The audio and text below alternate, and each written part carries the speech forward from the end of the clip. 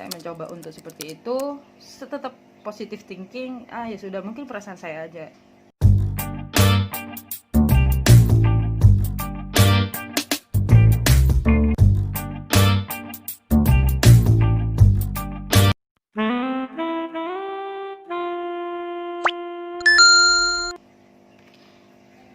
Saya mendapatkan semuanya itu.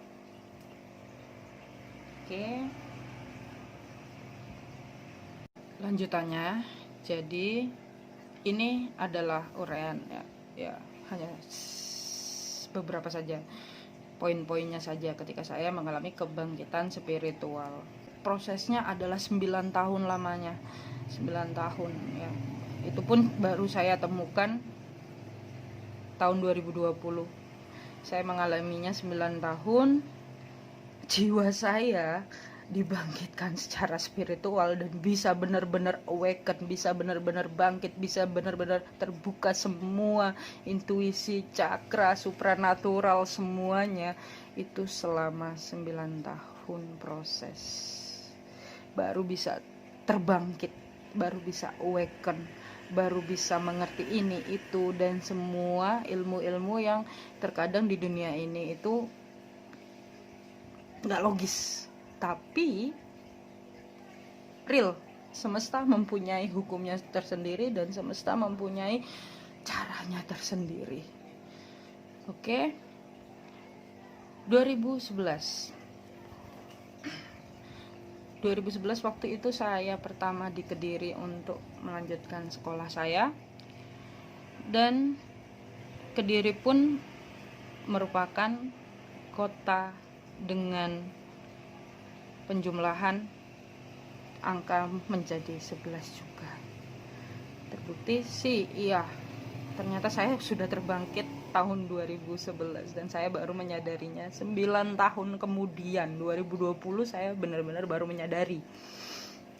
Oke. Pada waktu itu sebenarnya ada papuh itu apa ya, Pak Ade, seperti paman saya bilang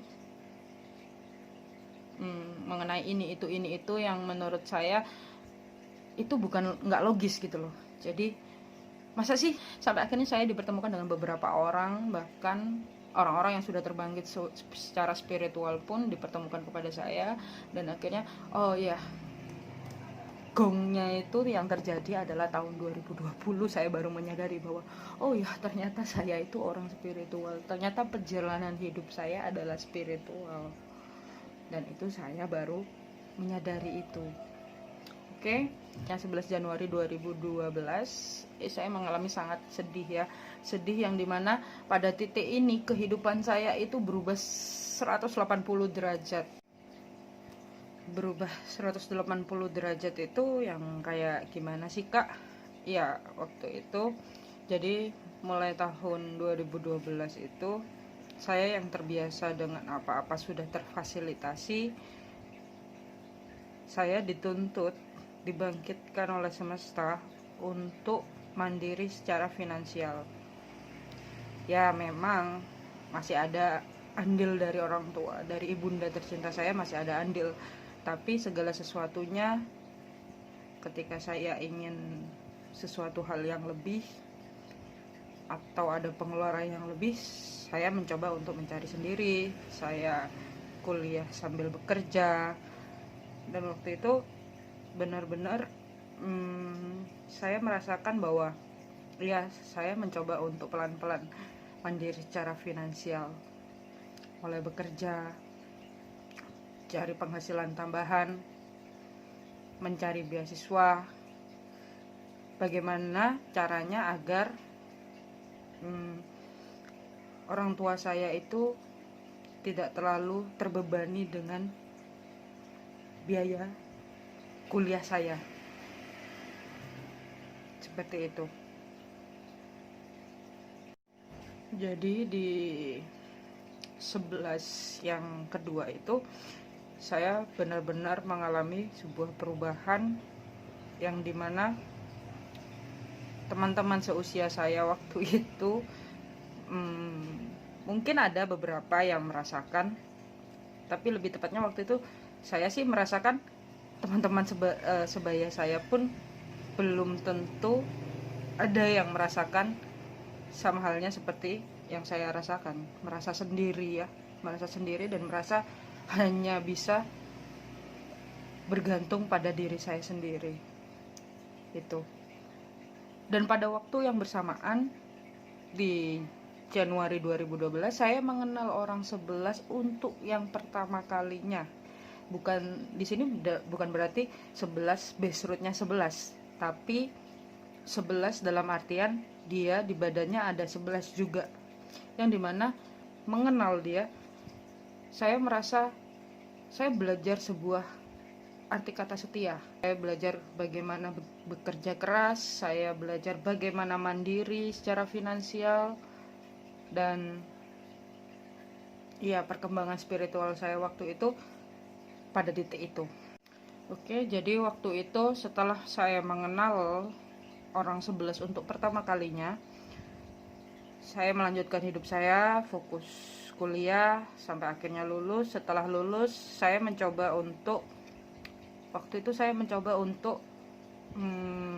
apply ke beberapa tempat kerja di beberapa kota. Saya apply ke Surabaya, saya apply ke Lampung, dan waktu itu entah kenapa saya terpanggil untuk ke Lampung. Jadi waktu itu saya ke Lampung.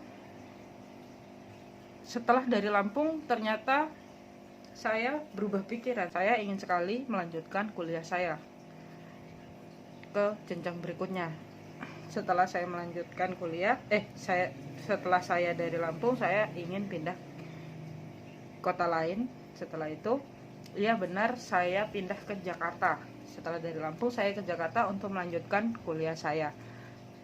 Setelah di Jakarta, saya mengalami 2 tahun yang singkat, tapi cukup lumayan berat. Saya mengalami bullying, saya mengalami merasa sendiri lagi, saya mengalami sangat-sangat sedih, saya mengalami segala macam hal, tapi menurut saya itu adalah hal yang wajar ya.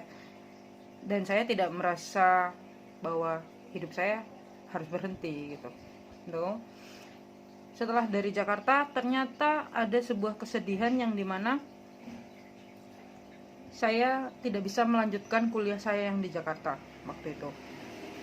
Case-nya memang ada masalah finansial, yang dimana waktu itu entah kenapa saya mempunyai pemikiran saya ingin sekali ke Bali ya.